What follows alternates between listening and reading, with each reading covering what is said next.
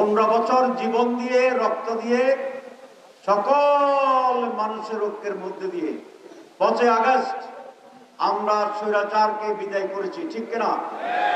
এই পরাজয় শুধু স্বৈরাচার ফ্যাসিবাদের পরাজয় নয়, এই পরাজয় হচ্ছে আমাদের সেই আধিপত্যবাদী মুসলিম বিদ্বেষী ভারতের পরাজয়। 72 সালে আমরা স্বাধীন হয়েছিলাম, কিন্তু ভৌগোলিক স্বাধীনতা পেলেও আমরা সত্যিকার স্বাধীনতা ভোগ করতে পারিনি। কিন্তু 5 আগস্ট এই স্বাধীনতা আমরা পেয়েছি, এইটি আমাদের মাথাকে উঁচু করেছে, ঘাড় শক্ত করেছে, মেরুদণ্ড শক্ত করেছে। আধিপত্যবাদের পরাজয়ের পরে আমরা সত্যিকার স্বাধীনতা অর্জন করেছি। আপনারা কি 15 বছরে এখানে ওয়াজ মাহফিল করতে পারতেন? এখন পারছি? আগে আমরা কথা বলতে পারতাম না, এখন বলছি। এখন দেখেন সংগ্রাম, আন্দোলন, দাবি দাওয়া, যার প্রয়োজন সেও আন্দোলন করে, যার প্রয়োজন নাই সেও আন্দোলন করে, এমন এক স্বাধীনতা।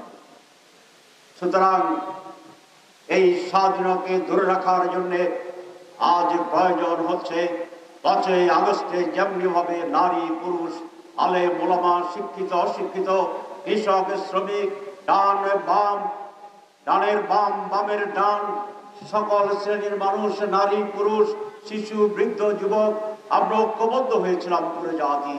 সেই জাতি ঐক্যের ফসল ছিল এদেশের স্বৈরাচারের পতন, এক দ্বিতীয় স্বাধীনতা, ঠিক কিনা? আজ সেই বাংলাদেশ বিরোধী দেশীয় এবং আন্তর্জাতিক চক্র, বিশেষ করে আমাদের সেই প্রতিবেশীরা নতুন করে ষড়যন্ত্র করে এই দেশের স্বাধীনতাকে নস্যাৎ করতে চায়। যারা ভারতকে আবার বাংলাদেশের প্রভু বানিয়ে ক্ষমতায় যাওয়ার জন্য ষড়যন্ত্র করবেন, চেষ্টা করবেন, বাংলাদেশের মানুষ তাদেরকে গ্রহণ করবে না। আমাদের রাজনীতি বাংলাদেশের রাজনীতি, বাংলাদেশের স্বাধীনতার রাজনীতি, ভারতীয় বশ্যতার সেই রাজনীতি বাংলাদেশের শেষ, এইটি আর ফিরে আসবে না। আমি একটি শুধু রাজনৈতিক কথা বলে শেষ করব, সেইটি হচ্ছে এই দেশকে রক্ষার জন্য আমাদের আবার নতুন করে জাতীয় ঐক্যকে দৃঢ় করতে হবে।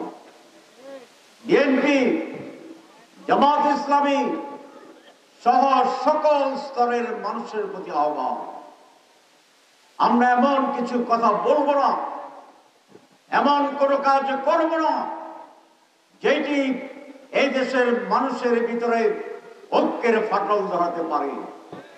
5 আগস্ট যেমন জাতীয় ঐক্যের প্রয়োজন ছিল, আজকে আরো বেশি প্রয়োজন সেই ঐক্যকে দৃঢ় করার জন্য।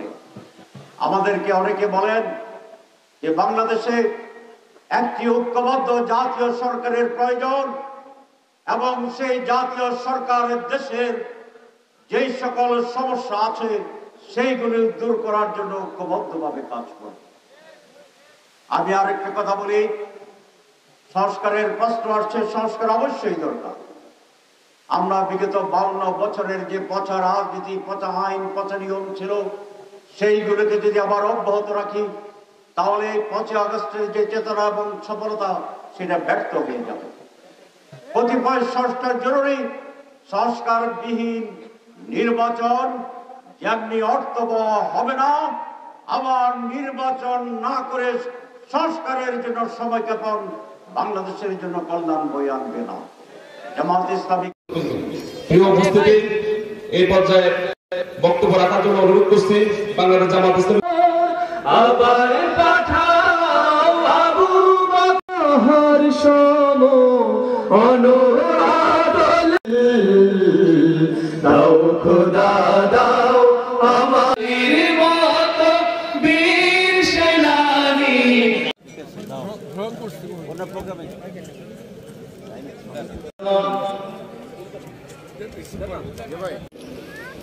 আসসালামু আলাইকুম ওয়া রাহমাতুল্লাহি ওয়া বারাকাতুহু। আলহামদুলিল্লাহ, এখন আমরা আমাদের আজকে সম্মানিত প্রাণ দিয়ে পাঠাও শত